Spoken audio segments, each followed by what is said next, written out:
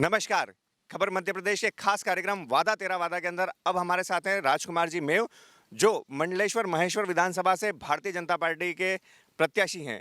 आइए, वादा तेरा वादा में पहले इन्होंने क्या करा और अब की बार के क्या वादे हैं और कितने वादे निभा पाए थे और कितने वादे निभा पाएंगे, इसको लेकर के करते हैं सीधी मुद्दे की बात। नमस्कार। पहली बात तो मैं आपको बता दूं कि मैं वही वादे करता हूं जो निभा पाता हूं, और अभी भी इस बार भी मैंने जो घोषणा पत्र निकाला है, जो कर पाऊंगा वही वायदे किए हैं। उसमें जो नहीं कर सकता वो वायदे ही नहीं करता हूं। क्यों क्यों जनता पसंद करती है आपके मुद्दों के अंदर? आपने घोषणा पत्र में सबसे पहली लाइन चौपाल की डाली है, तो क्या आपको लगता है चौपाल आपका सबसे मजबूत मुद्दा था? निश्चित ही चौपाल बहुत मजबूत मुद्दा था, और कई जगह तो ऐसा पाया गया कि मजदूरों के राशन कार्ड बने थे, पर वो राशन कार्ड उनके पास नहीं थे। कोई व्यापारी या जिनके यहाँ वो नौकरी कर रहे थे, वो उन राशन कार्डों का उपयोग करता था और उनसे बाजार का पैसा लेता था। ऐसे भी हमने चौपाल पे वाक़या देखे हैं। हमने ऐसा भी देखा है चौपाल पे कि जिनसे कोई बात नहीं कर पाता, जो अपना फॉर्म भी नहीं भर पाते, ऐसे लोगों के हमने बीपीएल कंपल्सरी के कार्ड बनवाए हैं और उनको दिए हैं, जिन कारणों से हमें बहुत दुआएं मिली है, और उनकी दुआओं के कारण ही मैं आज आपके सामने खड़ा हूँ। कार्यक्रम वही था, आपकी सरकार आपके द्वार। हमारे माननीय मुख्यमंत्री जी शिवराज सिंह जी ने ये घोषणा की थी कि अगर हम सत्ता में आए तो आपकी सरकार आपके द्वार आएगी, और उसी कार्यक्रम में हमने चौपालें लगाई और पूरे शासकीय अधिकारी कर्मचारी को वहाँ लेके गए और चौपालों पर ही काम करके दिया हमने। मुझे ये लगता है क्या कि हमने 100% काम चौपालों के करके दिए हैं, और उससे लोगों को भी लाभ मिला है, हितग्राहियों को भी लाभ मिला है, और हमें भी लाभ मिला है उन चौपालों को लगाने से। आपकी विधानसभा बहुत विस्तृत क्षेत्र में, करीब 300 से के आसपास गांव तक आपकी पहुंच है। क्या अपेक्षाएं हैं क्षेत्र के लोगों की और क्या पिछले 5 सालों के अंदर कमियां रही कांग्रेस के विधायक की यहाँ पर? कांग्रेस के विधायक भ्रष्टाचारी से जुड़े हुए हैं। उन्होंने बीच में ब्रेक करता हूँ। आपकी एक लाइन है, भ्रष्टाचार नहीं करूँगा, भ्रष्टाचार नहीं करूँगा, यानी आप क्या मोदी जी की बातों को आगे बढ़ाना चाह रहे हैं? ना खाऊंगा ना खाने दूंगा। मोदी जी जो कहते हैं वो हम सुनते भी हैं और करते भी हैं। और आप इस चीज़ को दावे से बोल सकते हैं कि जनता को भ्रष्टाचार से मुक्ति मिल पाएगी आपके राज्य में? मेरे 100% प्रयास रहेंगे कि मैं जनता को भ्रष्टाचारों से मुक्त रखूं और मुक्ति दिलाऊं। मेरे प्रयास ये रहेंगे। अहिल्या लोक आपकी एक महत्वाकांक्षी योजना है, प्रदेश सरकार की एक महत्वाकांक्षी योजना है। इसको आप किस तरह से देखते हैं, जो क्षेत्र के अंदर एक बड़ा बदलाव करेगी? करोड़ों की लागत से अहिल्या लोक बन रहा है, और हमारे यहाँ राजराजेश्वर मंदिर है, उस मंदिर का भी उन्नयन होगा, वो मंदिर भी भव्य बनेगा, जिससे हमारे पर्यटन बढ़ेंगे और लोगों का बिजनेस बढ़ेगा। कुल मिलाकर के अब प्रदेश सरकार का एक बड़ा मुहिम जो छिड़ गई है, जैसे महाकाल लोक बनाया, ओंकारेश्वर के अंदर डेवलपमेंट कर रहे हैं। आप खुद माँ नर्मदा के सबसे नज़दीकी रहवासी क्षेत्र है आपका विधानसभा क्षेत्र। कृषि को लेकर के बड़ी योजना आप क्या लाने वाले हैं आपके कार्यकाल में? पिछले 5 सालों में, 6.5 सालों में आप क्या कर पाए थे और आने वाले 5 सालों में आप क्या कर पाएंगे? हमने नहर जहाँ नहीं पहुँची थी, पाइप द्वारा पहुँचाई है खेतों में, और जहाँ नहर के द्वारा पहुँची वहाँ नहर के द्वारा पहुँचाई है। हमने सारे किसानों को और खेतों तक पानी दिया है, और जो बचे हैं अभी हमारे 69 ग्राम ऐसे हैं जहाँ हमारे मुख्यमंत्री जी आए थे, उन्होंने घोषणा की थी कि वो जो 69 गांव बचे हैं, जिन ग्रामों में खेतों को सिंचित करने का पानी नहीं पहुंच पा रहा है, उन्होंने घोषणा की है कि अगर हम सत्ता में आए तो उन खेतों को भी पानी देंगे जहाँ अभी तक नहीं पहुँच पाया है। राजकुमार मेव जी के सामने जो विजयलक्ष्मी साधो खड़े हैं, उनके हर ब्रांडिंग में एक लाइन जारी है, एक वोट मेडिकल कॉलेज के नाम। इसको आप कितना क्या ये वाकई में मुद्दा है या सिर्फ एक थोड़ी राजनीति खेल रहे हैं? मैं तो आपसे भी निवेदन करूंगा और उन मैडम से भी निवेदन करूंगा कि सत्यता को पब्लिक के सामने लाएं। वास्तविकता क्या है? मेडिकल कॉलेज निश्चित ही 500 करोड़ का बनता है, और 100-200 करोड़ उनका जो कमीशन बनता है, वो कमीशन यहाँ से खसकता हुआ दिख गया। और मेडिकल कॉलेज की बात करें तो हमने उसमें ज़िले बनाने की बात करी है, और हमने मुख्यमंत्री जी के भी संज्ञान में ज़िला बनाने के लिए डाला। अगर हम ज़िला बना लेंगे तो निश्चित ही मेडिकल कॉलेज हमारे यहाँ महेश्वर में भी आएगा और हम मेडिकल कॉलेज बना पाएंगे। यानी अगर जिला बनाने के लिए जो प्रयास किए जा रहे हैं, अगर वाकई में जिला बन जाता है, विधानसभा क्षेत्र के अंदर एक जिले की घोषणा हो जाती है, तो जिले स्तर पे एक बड़े लेवल पे बजट आता है, जिससे जनता के बहुत सारे कार्य पूरे हो पाएंगे। स्कूली शिक्षा के अंदर जो प्राइवेट स्कूलों की बढ़ती हुई फीस है, इसको किस तरह से सॉल्व करवाएगी कि स्टेट गवर्नमेंट, आप किस तरह से मदद कर पाएंगे जनता की? अभी सीएम राइस स्कूल हमारा बहुत स्टैंडर्ड का स्कूल है और ऐसे कई स्कूल हम हमारे यहाँ सेक्टरों पे खोलने जा रहे हैं, जिससे लोगों को फ़ायदा होगा और बच्चे अच्छी शिक्षा ले पाएंगे।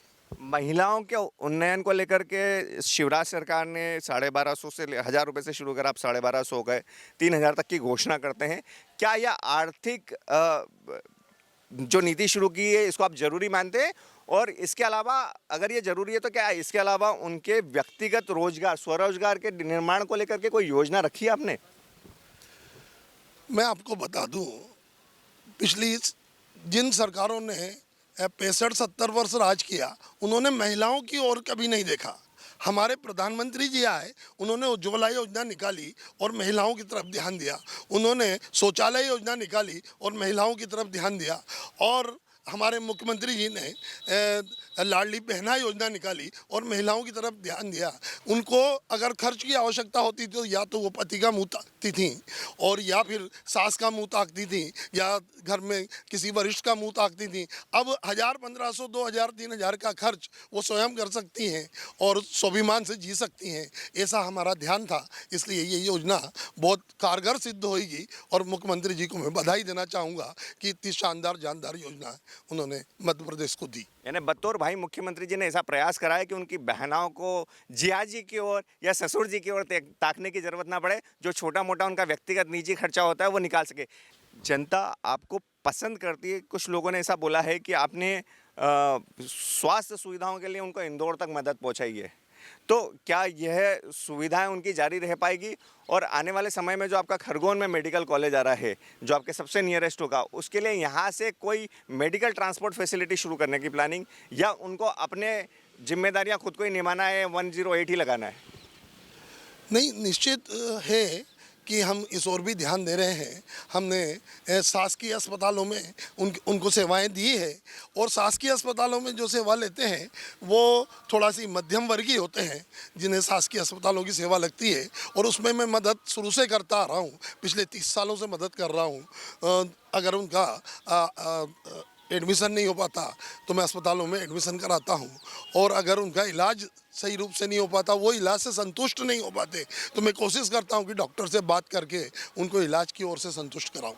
बहुत बहुत धन्यवाद। आखिरी में अगर आप चलते चलते क्षेत्रीय मतदाताओं से कुछ अपील करना चाहते हैं, आपके कुछ मुद्दे रखना चाहते हैं जिसके चलते आपको लगता है कि जनता को वोटिंग के पहले विचार करना चाहिए, तो आप बोल सकते हैं। मैं निश्चित ही महेश्वर विधानसभा क्षेत्र की जनता से निवेदन करूंगा कि ये भ्रष्टाचार की राजनीति यहाँ से पूरी तरह उठना चाहिए, और आपको परसेंटेज की राजनीति की जो दुकान खुली हुई है, उस दुकान को शटर गिरा के ताला लगाना चाहिए। वो पूरा समय उनका भोपाल देती हैं, यहाँ रहती नहीं हैं। ये उन्हीं के कार्यकर्ता आके मेरे को अपना दुखड़ा सुनाते हैं, और उनके कार्यकर्ताओं का भी जब भी दुख मेरे सामने वो बताते हैं, तो मैं उनकी जो मदद बनती है वो मदद करता हूँ। एक आखिरी, चूंकि हम न्यूज़ चैनल और हमारी जिम्मेदारी बनती है कि जितने आक्षेप आपके द्वारा या प्रतिपक्ष के द्वारा लगाए जाते हैं उनको जनता तक स्पष्ट रूप से समझना। आप लोग बड़े खुल करके और जोश के साथ बोलते हैं 20%, 30%, 50% की कमीशनखोरी। क्या ऐसे कोई 2-4 पॉइंट बता सकते हैं जाके जनता से जाकर के हम चर्चा कर सकते हैं इस विषय पे? आप बहगांव में चले जाओ, वहाँ धर्मशाला कहार केवट समाज को दी है, उनसे भी कमीशन लिया है। आप यहाँ से नज़दीकी चोली है, वहाँ चले जाएं, वहाँ गौ सेवकों से 3 लाख रुपए लिए हैं 10 लाख देने की बजाय, और पहले 3 लाख रुपए लिए हैं, उसके बाद में 10 लाख की पर्ची दी है, चिट्ठी दी है मैडम ने। और मैंने वहाँ उसी धर्मशाला में बैठक ली, जब उनका दुखड़ा मैंने सुना। गौ सेवकों ने चंदा करके पूरे गांव में, आप गांव वालों से भी बात करेंगे तो आपकी जानकारी में बात आ जाएगी, गौ सेवकों से चंदा करके उनको 3 लाख चढ़ाए हैं, उसके बाद में उनको 10 लाख की चिट्ठी दी गई है। ये बात आप खुद जान सकते हैं अगर चोली गांव तक पहुंचेंगे तो। चलिए, बहुत बहुत धन्यवाद। देखिए दोस्तों, आपने दर्शकों आपने सुना कि स्पष्ट रूप से विधायक जी और क्षेत्रीय जनता ने कई बार आक्षेप लगाया, युवाओं ने आक्षेप लगाया। हम उस क्षेत्र विशेष में चौली गांव और बेगांव में जरूर जाकर के बात करेंगे, वहीं के उन समाज के प्रमुखों से, गौशालाओं के प्रमुखों से, और सच्चाई को जानेंगे और सच्चाई आप तक पहुंचाएंगे जरूर। देखते रहिए खबर मध्य प्रदेश। मेरे साथ कैमरामैन गोल्डी।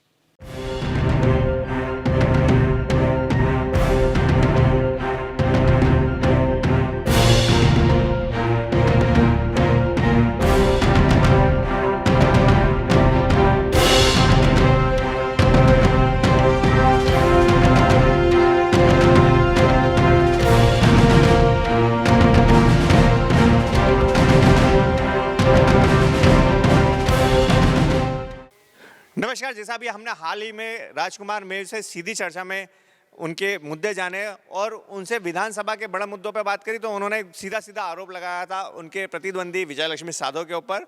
उनका कहना था उन्होंने कई सारे विधायक निधि से होने वाले कामों के अंदर 25 से 30% और 50% तक की सीधी कमीशनखोरी की है, और इससे कई लोग पीड़ित भी हैं। जब हमने उनसे पूछा तो उन्होंने बोला कि आप भय गाँव में जाइए, वहाँ की केवट समाज की धर्मशाला का इसके अंदर आपको वहाँ के लोग सीधे बताएंगे कि क्या हुआ था। आइए हम केवट समाज के लोगों से मिलते हैं और बात करते हैं, जो कि यहाँ के रहवासी हैं, जिन्होंने बहुत मेहनत से समाज के कार्यक्रमों के लिए, समाज के विभिन्न आयोजनों के लिए इस धर्मशाला का निर्माण करा था। कैसे हुआ और क्या इसमें घोटाले हुए, उनसे बात करते हैं। नमस्कार।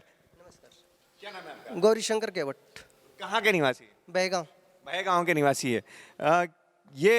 जो धर्मशाला के निर्माण के अंदर आपको क्या वाकई में किसी विधायक निधि को प्राप्त करने के लिए किसी कमीशनखोरी का शिकार होना पड़ा? जी, ऐसा क्यों हुआ, कब हुआ और किसके द्वारा किया गया? ये हमने तो मंजूर हुआ था यह पैसा हमारा, इसमें जैसे कमीशन लिया हमारे से 30%। किसने लिया? यहाँ की मैडम ने। तो विजय लक्ष्मी साधो ने ये कमीशनखोरी की डिमांड क्यों करी और आपने क्यों भुगतान करा? सर, हमें यहाँ पर ये धर्मशाला की आवश्यकता थी, इसलिए हमने जो यहाँ के केवट समाज के लोग हैं उनसे संपर्क किया और उनको एकत्रित करके हम मैडम के पास गए। उनको बोला कि हमें धर्मशाला की आवश्यकता है, तो उन्होंने इस एवज में 30% कमीशन की मांग करी।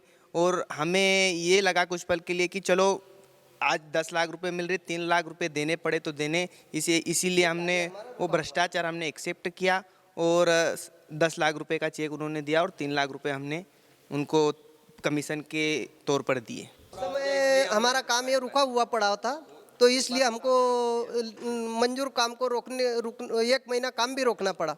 उसके बाद ये काम केवट समाज को आखिर क्यों रोकना पड़ा इस धर्मशाला का? इसीलिए कि पैसे नहीं हाथ में आए तो हमको रोकना पड़ा। धनराशि के अभाव क्या को आपकी मजबूरी मान करके वर्तमान विधायक ने आपकी मजबूरी का फायदा उठाया? जी सर। तो किस तरह का वोट का माहौल रहेगा, क्या लगता है कि केवट समाज अब की बार इतनी बड़ी गलती होने के बावजूद भी कांग्रेस को वोट दे पाएगा? जी नहीं सर, यहाँ ऐसी कोई स्थिति नहीं है। यहाँ सब सनातन को चाहने वाले लोग हैं और भ्रष्टाचार के लिए यहाँ कोई जगह नहीं है। हम निश्चित ही बहेगांव पंचायत से अधिक मतों से विजय होकर आदरणीय राजकुमार मेयो जी को विधायक बनाने भोपाल भेजेंगे। यानी कांग्रेस के वर्तमान विधायक के कमीशनखोरी से आप परेशान थे? सभी सारी जनता परेशान है। बेगांव की तो सारी जनता परेशान है क्योंकि कमीशन क्या है हमारे पूरे। इसके अलावा भी और किसी स्थल पे इस तरह का कमीशनखोरी हुई आपके क्षेत्र में? हाँ, हुई ना। ये धर्मशाला में हर वर्ग में यहाँ पे कमीशनखोरी चल रही है। यहाँ पे 10% समिति बनी थी हमारी, मतलब रेत खदान की, तभी भी परसेंट लिया मैडम ने 10%। लोगों की गरीबों की रेत उठा के ले गए, उनको जाके थाने में जाके बेची, अनुविभाग अधिकारी के सामने बेची उन्होंने। जितने भी राशन कार्ड धारी यहाँ थे बेगांव में उनको भी बंद करवा दिया कि अभी राजकुमार क्या कर रहा है, इतने कूपन क्यों बनवा रहे हैं गरीबों की, क्या हो रहा है ये क्या। तो वहाँ कलेक्टर साहब को फोन लगा के रुकवा दिया। राशन कार्ड गरीबों के बनवाए कि किसने बनवाए? राजकुमार जी रहे जब, और मैडम बनी है जब से कोई भी गरीब का कूपन नहीं बना हुआ है। लोगों के बने ऐसे बीजेपी की गवर्नमेंट ने आपकी मदद करी, कुछ फायदा हासिल हो पा रहा है बीजेपी सरकार से? जी, बीजेपी सरकार से तो हर जगह फायदा हुआ रहा, हमारा भी हुआ है। आवास योजनाओं का लाभ भी मिल पा रहा है इस क्षेत्र में? मुख्यमंत्री जी ने घोषणा की है कि हम लाडली बहना आवास योजना का लाभ भी उनको देंगे। हाँ, हाल ही में मुख्यमंत्री शिवराज सिंह चौहान ने घोषणाएं तो बहुत सारी करी है। बहनों को 1250 रुपये महीना भी मिलने लगे हैं। परसों भी 3-4 दिन पहले भी 7 तारीख को आपके घरों में भी आए क्या? सर आ गए साथ। डले वो 1250। 1250। इस सामुदायिक भवन को लेकर के राजकुमार मेव ने जो बोला था कि इसके ऊपर कमीशनखोरी हुई है, जनता तो जरूर बोल रही है। केवट समाज के लोग हमारे साथ थे जिन्होंने बोला कि मैडम ने 30% कमीशन लिया 10 लाख रुपए के ऊपर, जिसके अंदर 3 लाख रुपए यहाँ के केवट समाज को देना पड़ा है, जिससे केवट समाज बहुत रुष्ट है और कहीं ना कहीं इसका नुकसान प्रत्याशी, कांग्रेस प्रत्याशी को मिलने की पूरी उम्मीद है। परंतु इस तरह की कमीशन खोरी नहीं होना चाहिए। राजकुमार मेव जरूर बोल रहे हैं, उन्होंने इंटरव्यू में भी दावा करा है कि मैं 1 रुपए का भी कमीशन खोरी नहीं होने दूंगा। कितने सफल हो पाते हैं और किसे जनता जिताती है, देखते रहिए खबर मध्य प्रदेश।